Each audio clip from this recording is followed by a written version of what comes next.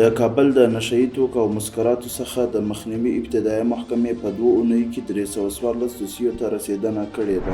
د بلخ محاکمو په 2 اونیو کې 563 دوسیو ته پر رسېدنه سربیره 382 وثیقې هم اجرا کړي دي.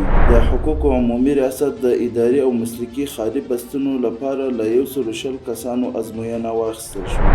د قضایي تفتیش عمومي ریاست مفتشینو د خوست ولایت له محاکمو او مرکزي زندان څخه لیدنه وکړه.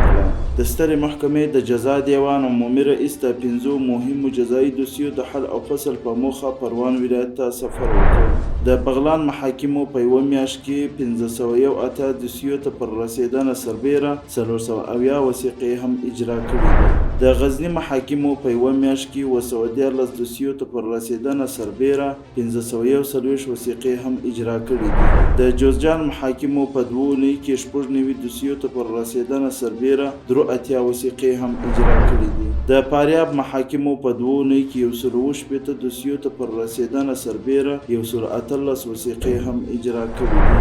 د تخار محاکمو په یوه میاشت کې 415 دوسیو ته پر رسېدنه سربیره 370 وثیقې هم اجرا کړي دي. د غور محاکمو په 2 اونیو کې 119 دوسیو ته پر رسېدنه سربیره 111 وثیقې هم اجرا کړي دي.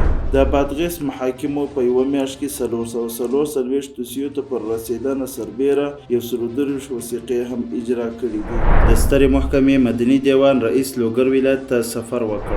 د پروان محاکمو په 2 اونیو کې 94 دوسیو ته پر رسېدنه سربیره 240 وثیقې هم اجرا کړي دي. د کاپیسا محاکمو په 2 اونیو کې 3 دوسیو ته پر رسېدنه سربیره 88 وثیقې هم اجرا کړي دي.